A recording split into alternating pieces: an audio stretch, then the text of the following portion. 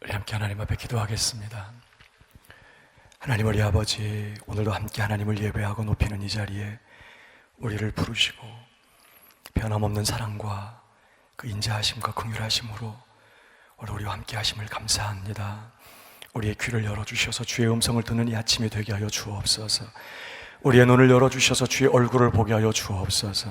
주님의 말씀으로 다시 일어나 믿음으로 결단하고 주께서 베푸시는 힘과 능력 의지하여 주의 말씀을 이루어드리며 주의 영광 위에 사는 저희 모두가 될 수 있도록 우리 하나님 역사하여 주시옵소서. 아무것도 아닌 종은 십자가 뒤에 감추시고 오직 주의 말씀만 선포되고 주님의 뜻만 이루어지도록 이 자리를 우리 모두를 주장하여 주시옵소서. 예수님의 이름으로 기도하옵나이다. 아멘. 할렐루야. 앞뒤적으로 한 번 더 인사하겠습니다. 당신과 함께 예배할 수 있어서 참 행복합니다.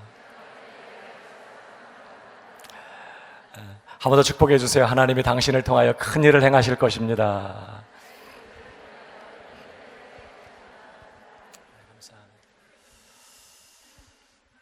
우리 인간은 하나님의 복을 절대적으로 필요로 하는 존재입니다. 하나님께서 처음부터 우리 인간을 그런 존재로 창조하셨습니다. 창세기 5장 1절 이하의 말씀을 한번 보실까요? 이것은 아담의 계보를 적은 책이니라. 하나님이 사람을 창조하실 때에 하나님의 모양대로 지으시되 남자와 여자를 창조하셨고 그들이 창조되던 날에 하나님이 그들에게 복을 주시고 그들의 이름을 사람이라 일컬으셨더라. 여러분, 이 말씀의 순서를 주목해 보십시오. 하나님께서 사람을 처음 만드실 때 흙으로 빚어서 남자와 여자를 만드십니다. 하나님의 모양대로 만들어진 남자 흙덩어리, 여자 흙덩어리.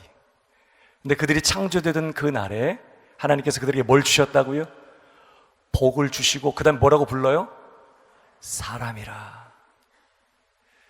여러분, 하나님의 복이 있기 전까지 남자와 여자는 그저 하나님의 모양으로 빚어진 흙덩어리에 불과합니다. 그 흙덩어리에게 하나님께서 복을 주시고 그리고 뭐라고 불렀다고요? 사람이라. 뭘 말하죠? 하나님의 형상으로 빚어진 인간이 사실은 흙에 불과해요.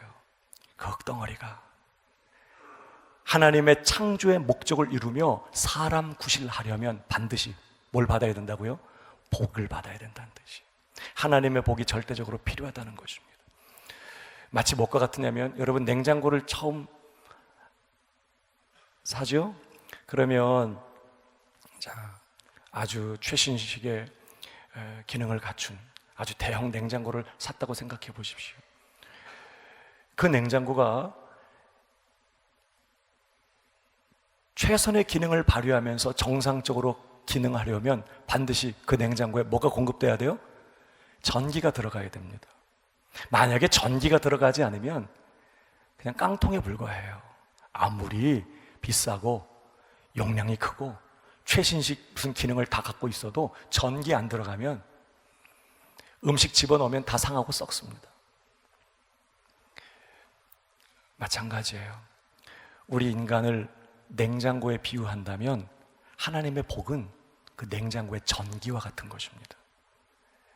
하나님의 복 없이 사람 구실 할 수 없습니다. 그냥 흙덩어리에 불과해요.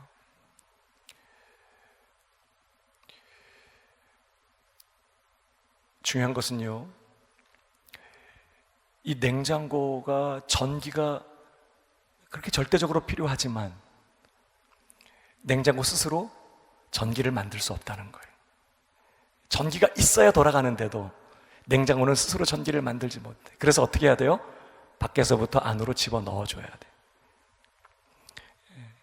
똑같아요. 우리 인간이 하나님의 형상으로 지어진 흙덩어리가 하나님의 목적을 이루며 사람 구실할 수 있으려면 반드시, 여기서 사람 구실한다는 것은 정말 하나님의 창조의 목적을 이루는, 하나님의 영광을 드러내면서 빛난 인생을 사는 그런 것을 말하는 것입니다. 그렇게 살 수 있으려면요, 반드시 복이 필요한데 그렇게 절대적으로 필요한 그 복을 인간 스스로가 만들어낼 수 없다는 것입니다. 이 복은 하나님께만 있어요.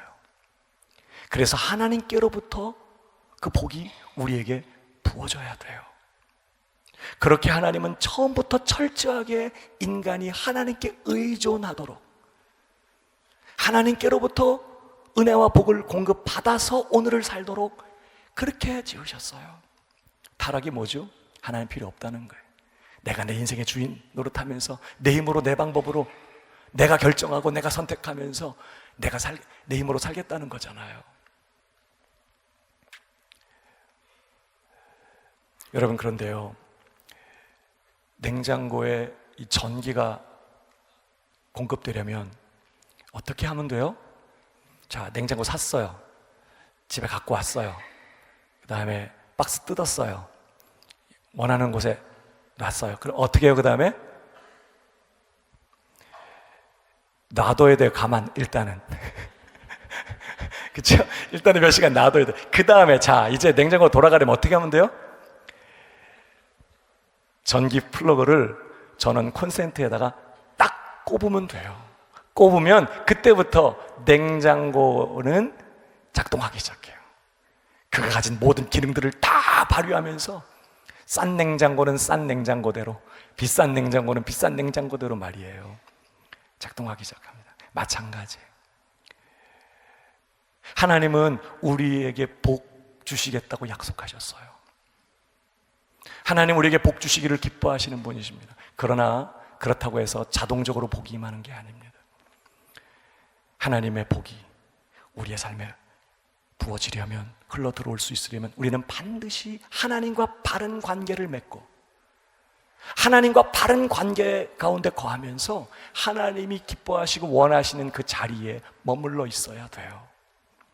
하나님께서 아브라함을 부르시면서 뭐라고 말씀하시죠? 너는 너의 고향과 친척과 아버지의 집을 떠나 내가 너에게 보여줄 땅으로 가라는 거예요.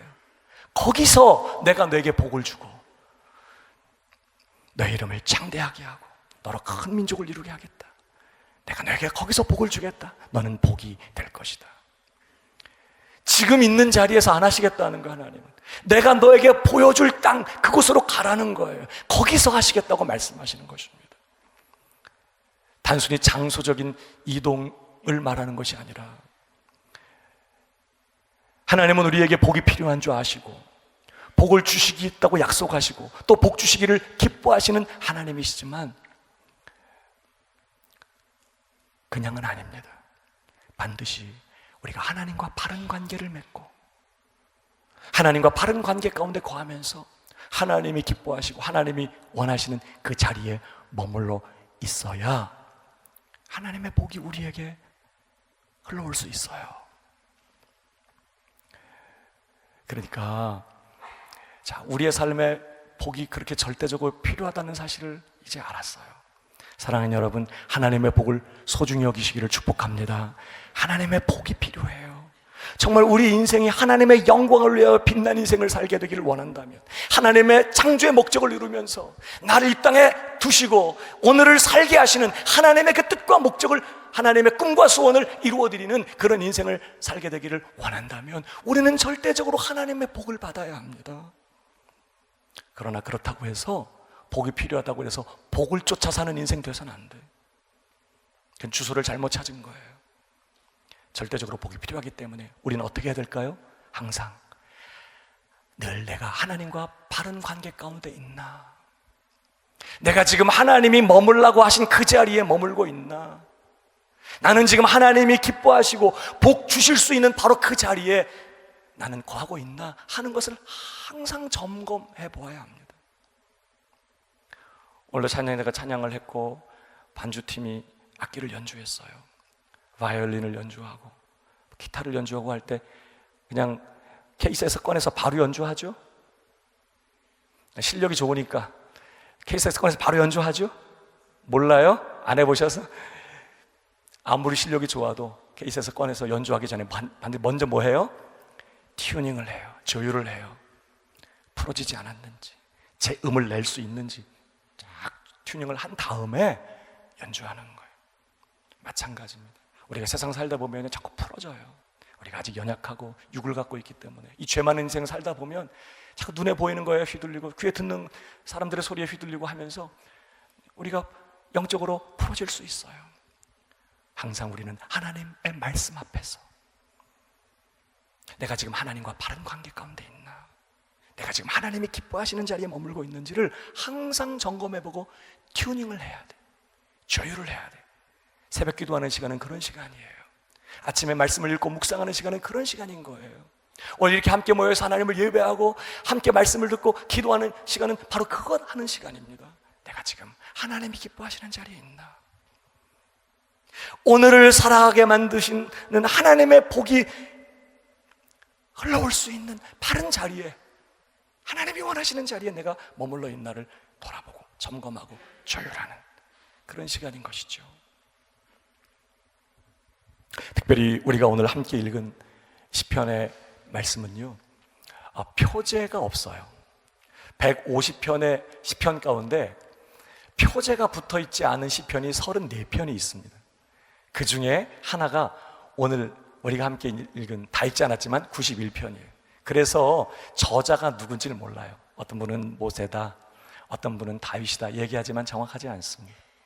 그러나 분명한 것은 이 91편의 시편은요, 하나님, 전능하신 하나님을 나의 피난처로 삼고 살아가는, 전적으로 하나님께 의지하여 살아가는 그러한 인생들이 누리게 되는 복이 무엇인지를 분명하게 선언하고 가르쳐주는 그러한 시편입니다.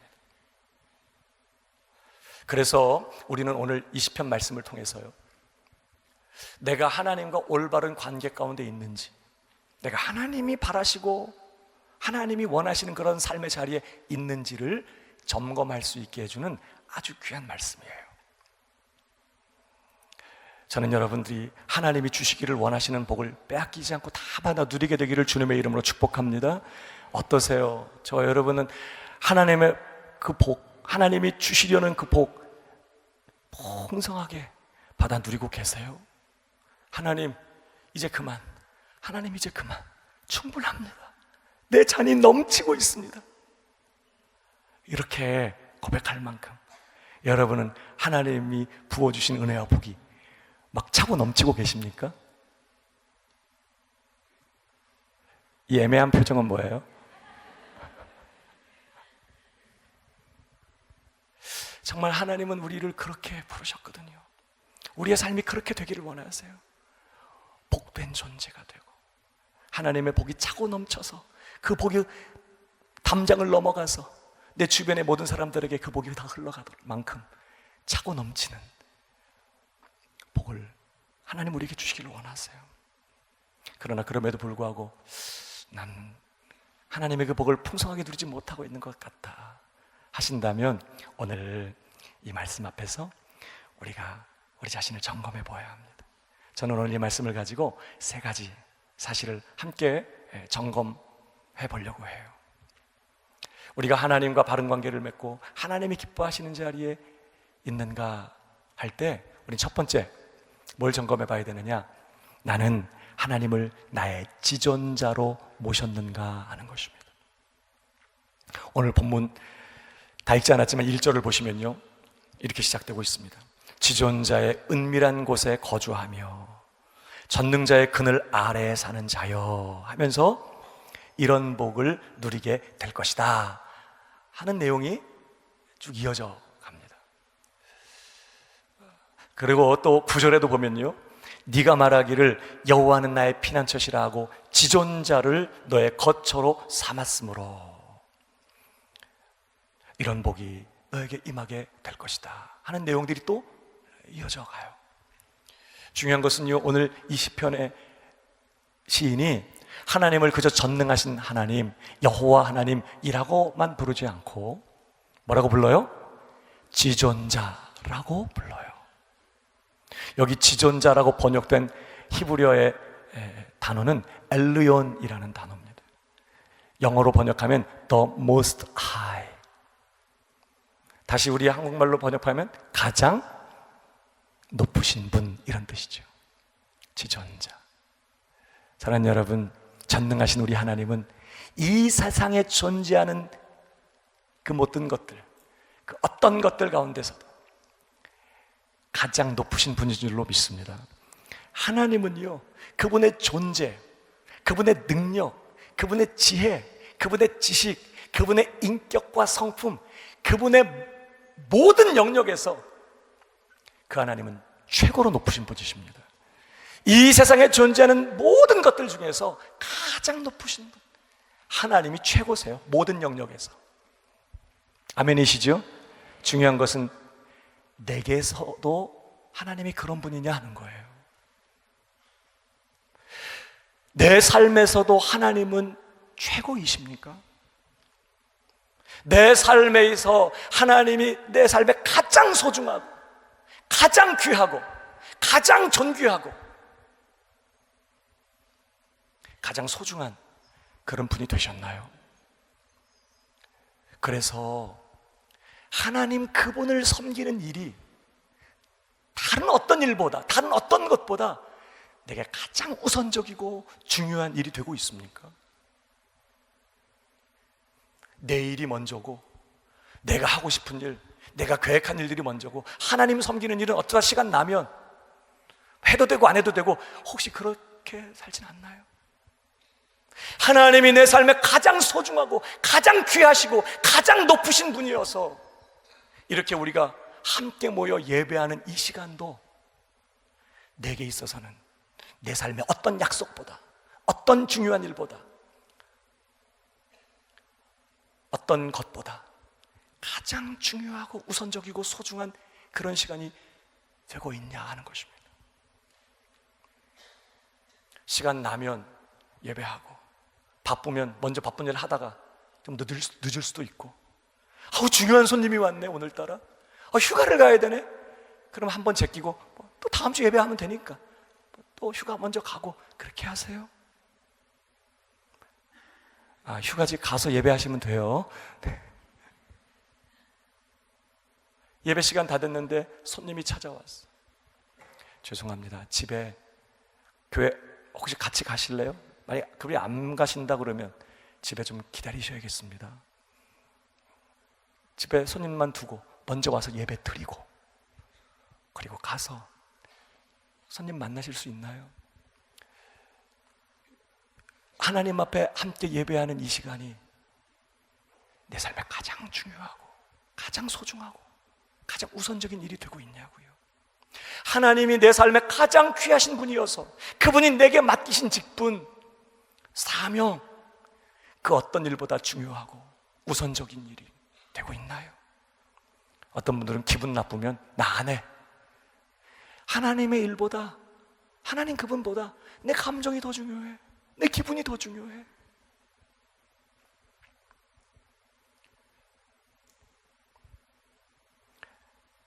하나님께서 저와 여러분을 얼마나 보배롭고 존귀하게 여기는지 아십니까?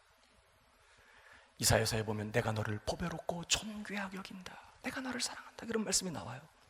하나님이 얼마나 우리를 귀하게 여기시고 존귀하게 여기시냐면 당신의 하나밖에 없는 독생자도 아낌없이 내어주실 정도로, 그러니까 저와 여러분을 위해서 독생자를 십자가에 내어놓으셨다면 어떻게 보면 예수님보다도, 그분의 독생자보다도 우리를 더 귀하게 여기셨다는 뜻 아닌가요? 하나님 그렇게 우리를 귀히 여기세요. 저와 여러분도 하나님을 그렇게 귀히 여겨야 될 줄로 믿습니다. 하나님을 존중히 여기고, 하나님을 소중히 여기고, 늘 하나님 그분을 앞세우고 높이고, 혹시 내가 너무너무 존경하고 정말 귀히 여기는 어떤 분하고 함께 시간을 보낸다고 생각해 보세요. 어때요? 마음 편해요?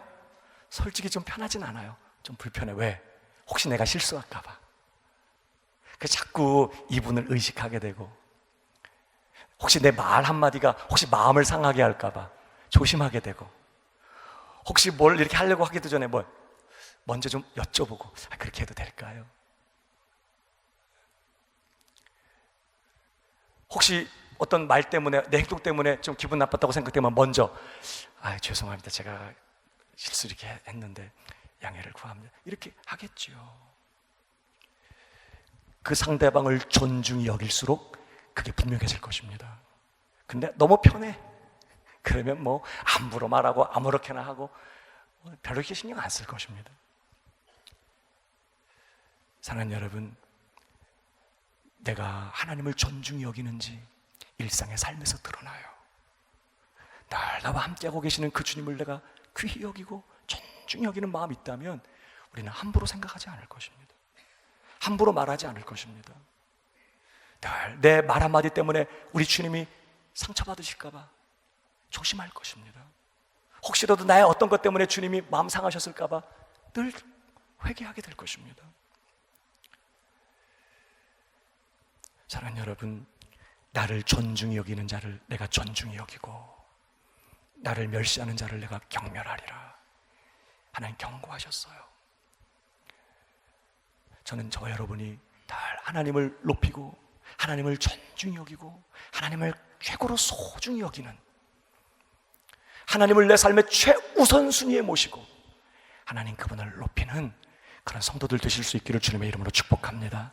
하나님을 나의 지존자로 모시고 하나님을 높이는 자리에 늘 머물러 있어야 한다는 거예요.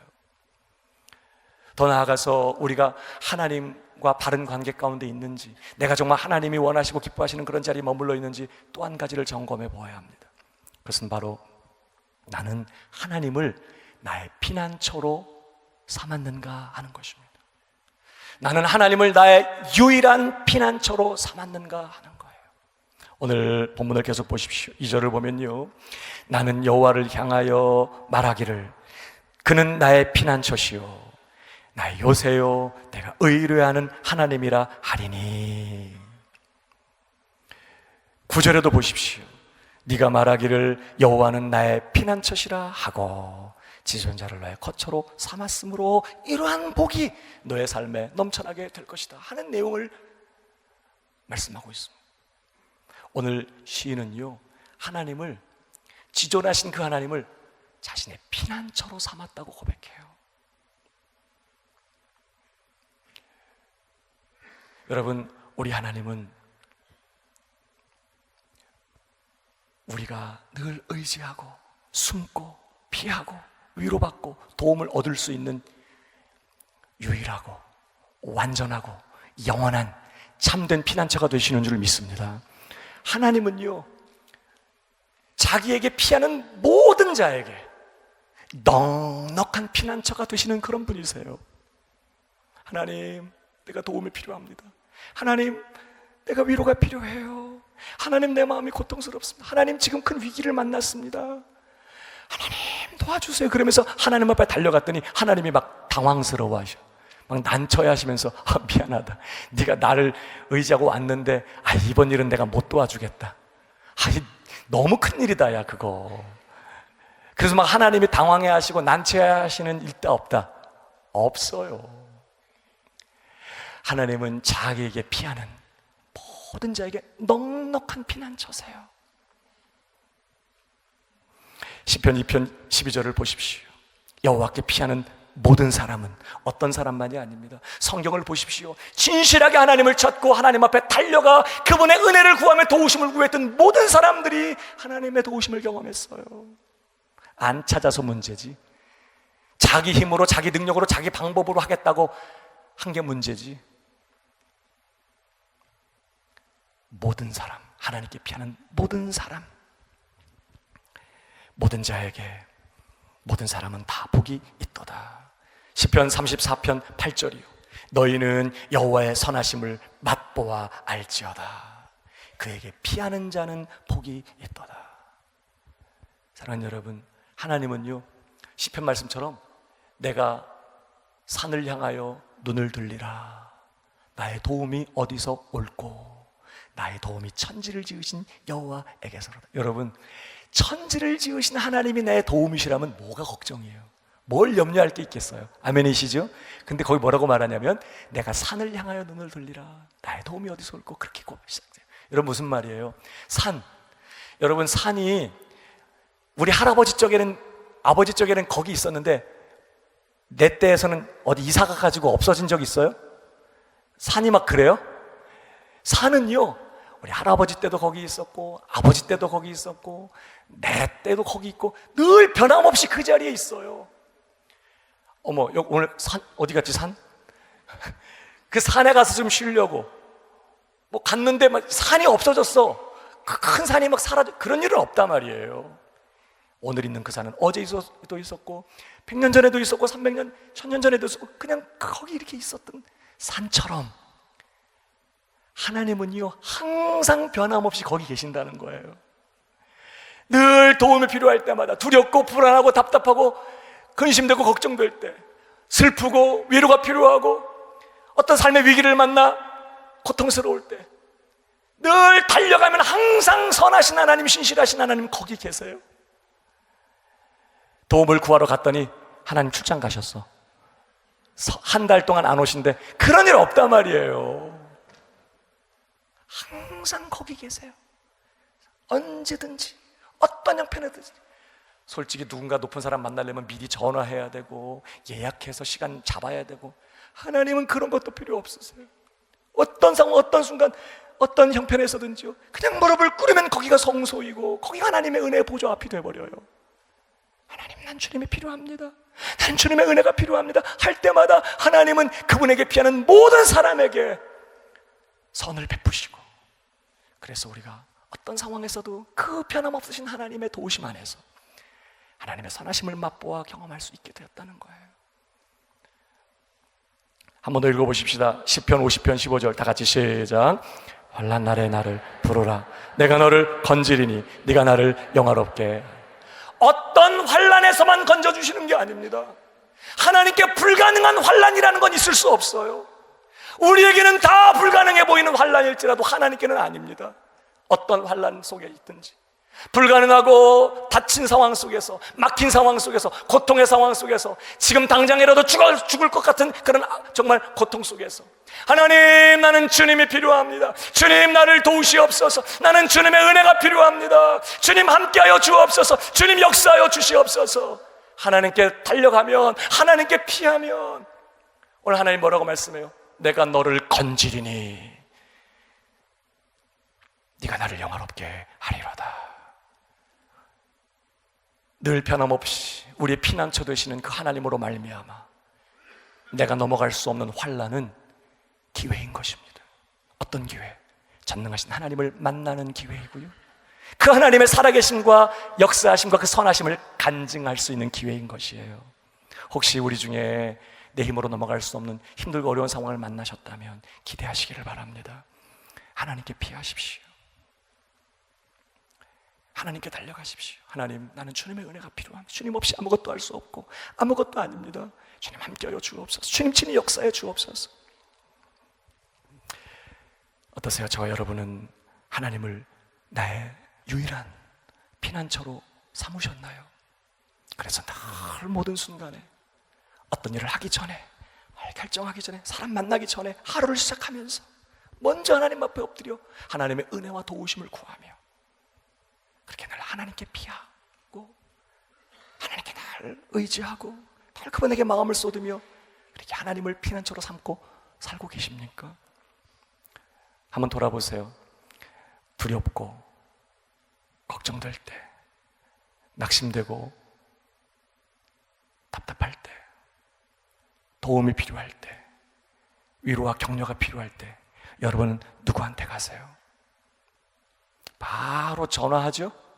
나와. 그래가지고 카페에서 만나서 커피 한잔 하죠?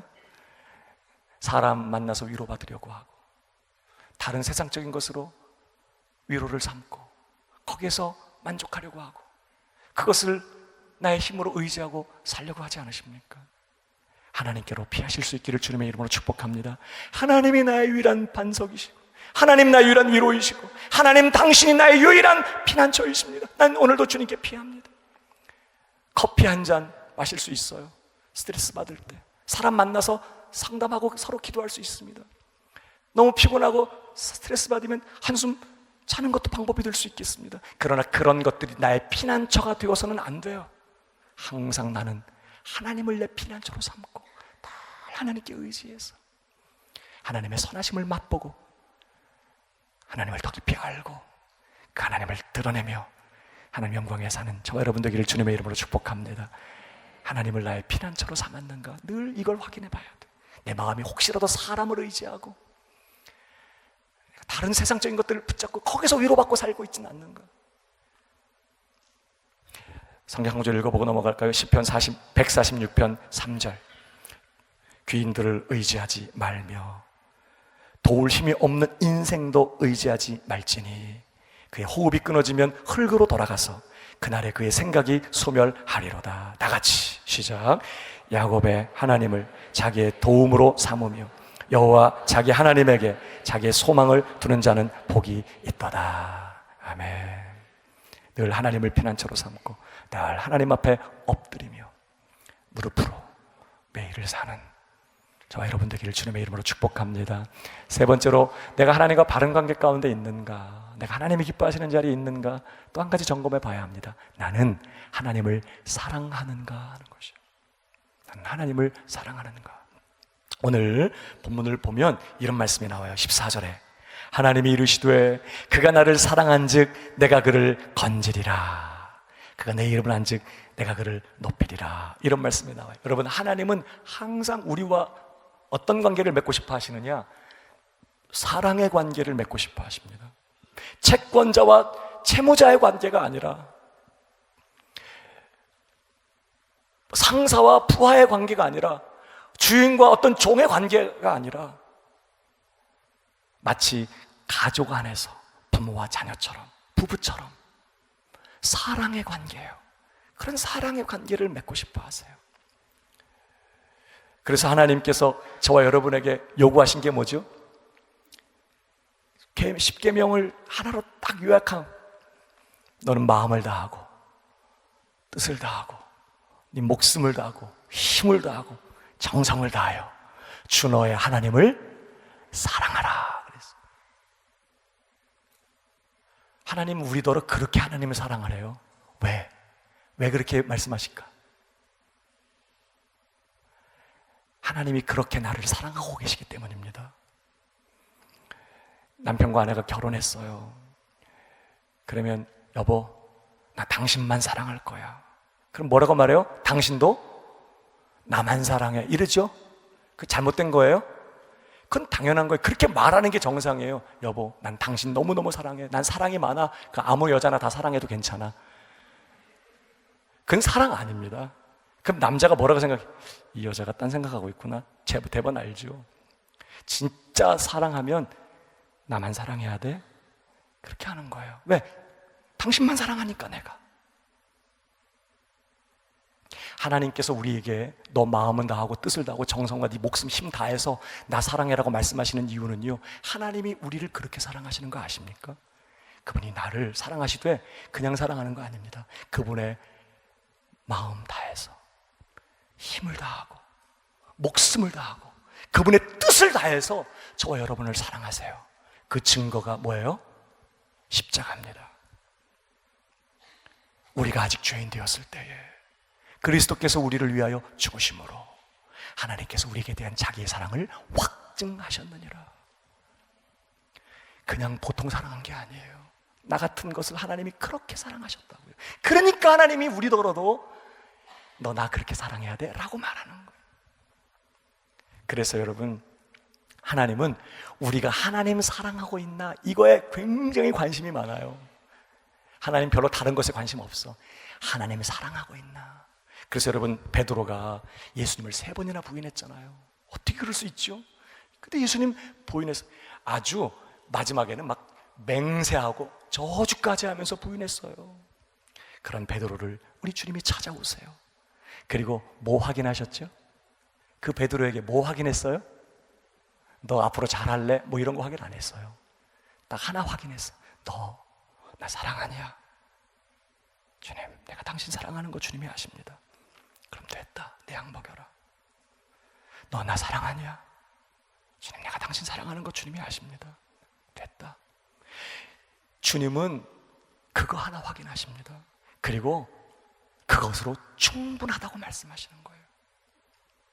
그렇게 당신이 사랑하시는 그 양들, 위하여 자신의 목숨을 내어놓으신 그 사랑하시는 양들을 기꺼이 자기를 사랑한다고 고백하는 베드로에게 맡기는 거예요. 그러면 충분하다는 것이죠. 오늘도 이 예배 자리에 앉아있는 저와 여러분을 바라보시면서 하나님은 뭘 관심 가지실까? 너 나 사랑하냐? 하나님 그거 원하세요. 우리가 뭐 찬송을 부르면 얼마나 크게 부를 거며, 예배를 드리면 얼마나 오래 예배를 드릴 거며, 뭐 봉사를 하면 얼마나 뭐 대단한 일을 하겠어요. 하나님께 우리 티끌 같은 인생이.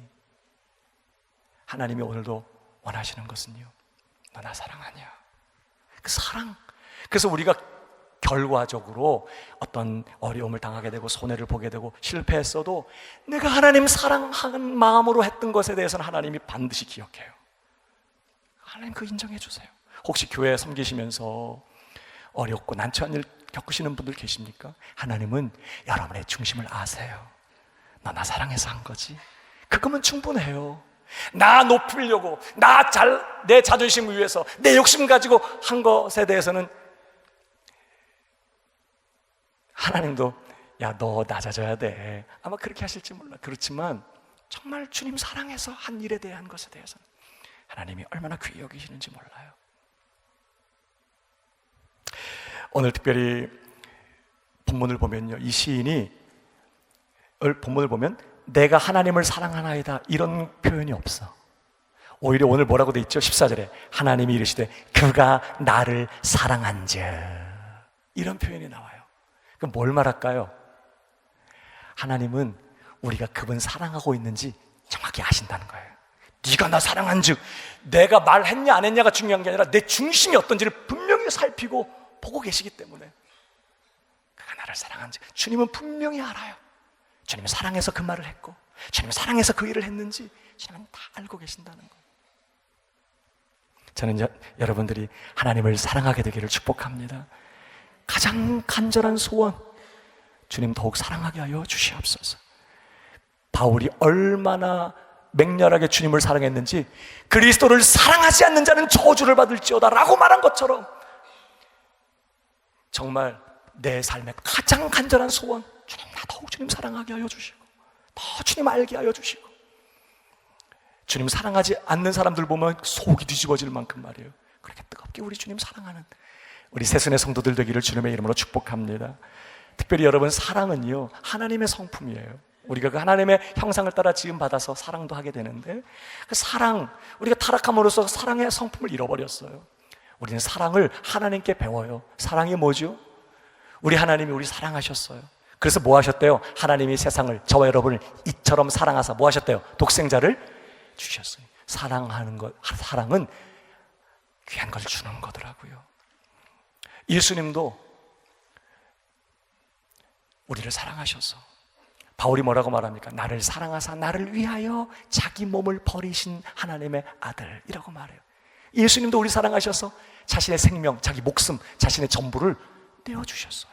지금도 하나님은요, 우리가 아버지 왜 안아주시고 지금도 당신의 전부를 우리에게 내어주세요. 아멘이십니까?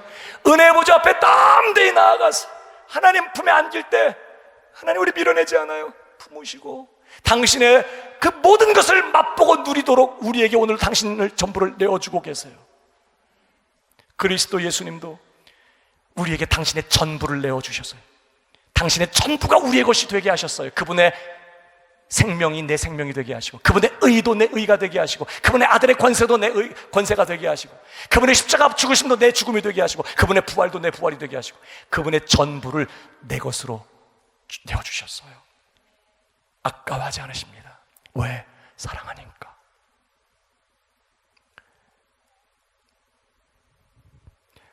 사랑하면 주는 거예요.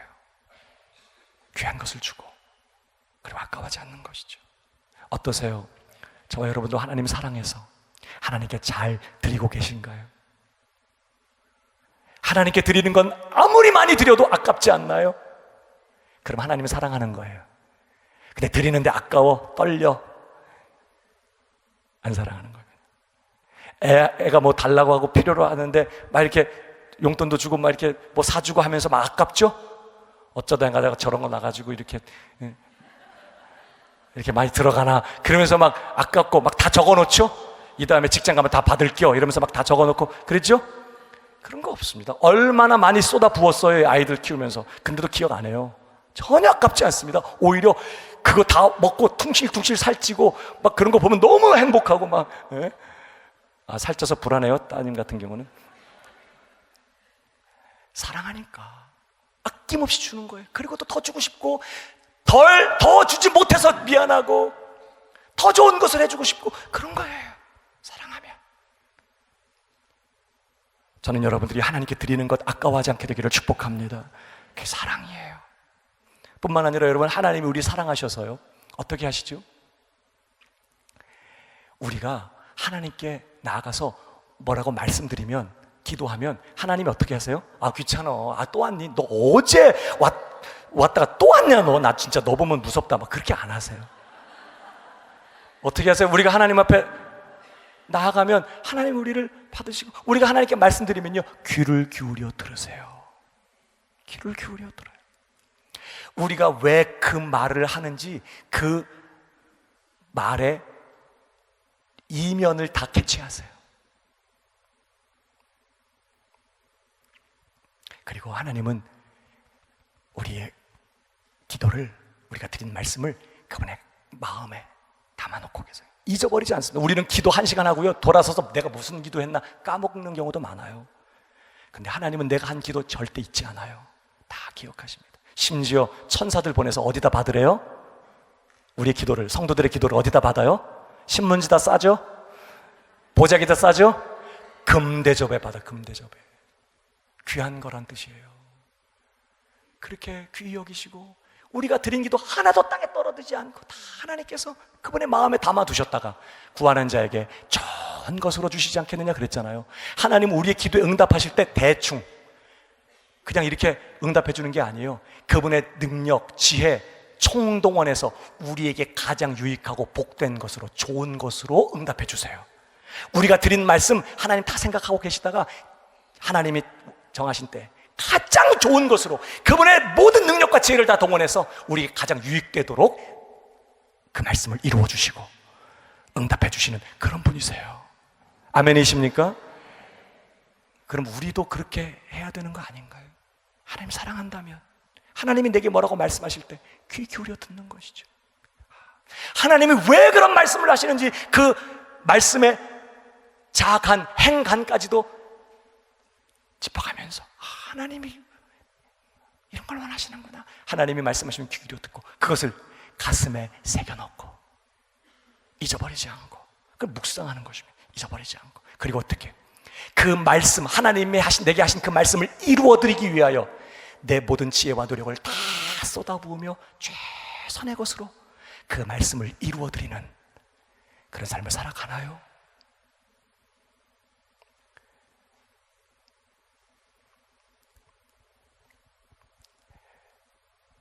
저는 여러분들이 하나님을 그렇게 사랑하게 되기를 바랍니다. 하나님 내게 말씀하실 때 귀 기울여 듣고 가슴에 새겨놓고 그 말씀 이루기 위하여 최선의 삶을 사는, 그게 하나님 사랑하는 거예요. 들으라 이스라엘아, 나는 마음을 다하고 하나님을 사랑하라. 그러면서 하나님의 말씀을 네 가슴에, 마음에 새기고, 그게 하나님 사랑하는 방법인 것이죠. 그렇게 하나님을 사랑하고 하나님을 사랑하되 하나님을 최고로 사랑하는 그런 저와 여러분 다 되실 수 있기를 주님의 이름으로 축복합니다. 자, 이렇게 우리가 하나님과 바른 관계 가운데 있을 때, 우리가 하나님을 기쁘시게 하는 그런 자리에 머물 때 이제 우리에게 하나님이 약속하신 복이 있어요. 시간이 없으니까 읽어보고 맞춰요. 자, 첫 번째는요, 하나님이 철저하게 지키시고 보호하십니다. 9절을 보세요.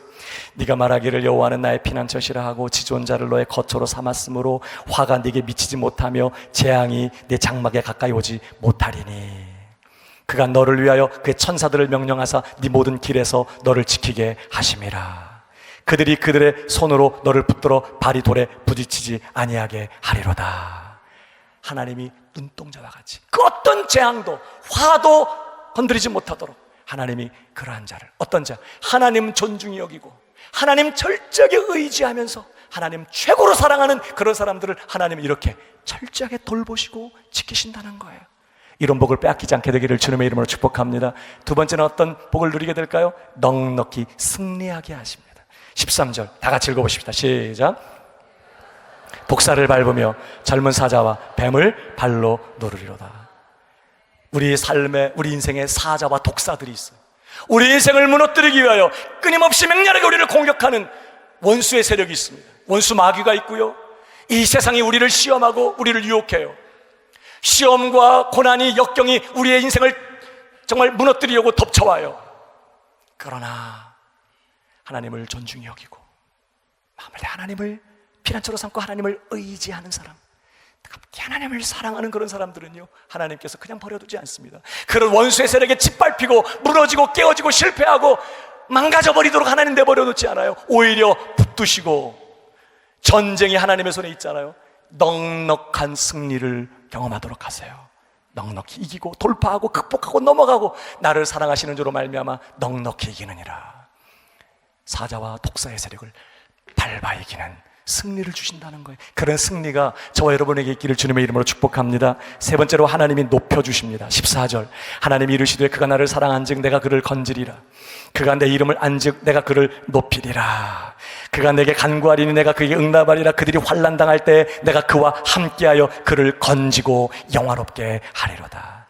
우리가 하나님을 높이면, 우리가 하나님을 영화롭게 하면, 우리가 하나님을 존중히 여기면 하나님께서 우리를 높이시고 우리를 영화롭게 하시겠다고 말씀하시는 것입니다. 사랑하는 여러분, 사무엘상 2장 30절에 나를 존중히 여기는 자를 내가 존중히 여기고 나를 멸시하는 자를 내가 경멸하리라 그랬습니다. 그러니까 내가 나 높이려고 할 필요 없어요. 내 자존심 세우고 내가 나를 좀 사람들에게 좀 좋게 보이려고 그렇게 하면서 나를 높이려고 할 필요 없어요. 나를 높이시는 분은 따로 계세요. 내가 할 일은 그분을 높이는 거예요. 그분을 존중히 여기고 그분을 소중히 여기고 그분을 높이면 하나님이 나를 높이시고 영화롭게 하시는 것입니다. 하나님께서 친히 높여주시는 이 복을 빼앗기지 않는 저와 여러분 되길 축복합니다. 뿐만 아니라 네 번째, 기도에 응답하시죠. 15절입니다. 그가 내게 간구하리니 내가 그에게 응답하리라. 이게 보세요. 지금 간구하고 있으니 내가 응답하겠다가 아니에요. 보세요. 간구할 것이니 하나님이 아세요. 또 내게 올 건지. 늘 하나님을 피난처로 삼고 늘 하나님께 달려가니까 하나님, 그가 내게 간구할 것이다, 내게 도움을 구할 것이다, 내게 달려올 것이다, 내가 그에게 응답하리라. 구하기도 전에 응답을 준비하고 계신다고요. 그리고 가장 좋은 것으로 응답하시죠. 요즘 기도하는데 응답 경험하지 못하고 먼저 나 혼자 얘기하는 것 같고 하나님의 응답이 없다.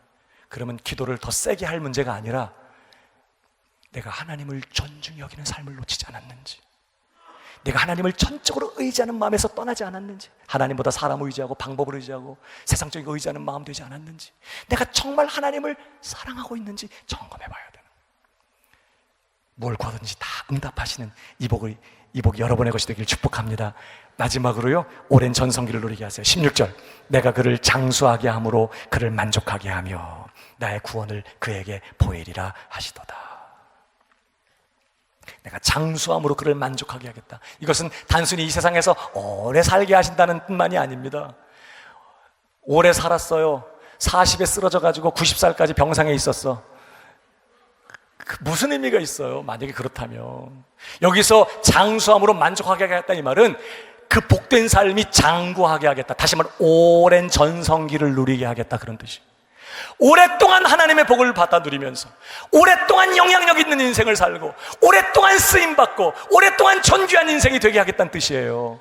한번 반짝 축복받고 끝난 인생이 아니라 한번 하나님이 높여주시고 쓰시려고 했더니 한번 쓰임받고 그 다음엔 타락해가지고 또 쓰임받지 못하고 이런 게 아니라 오랫동안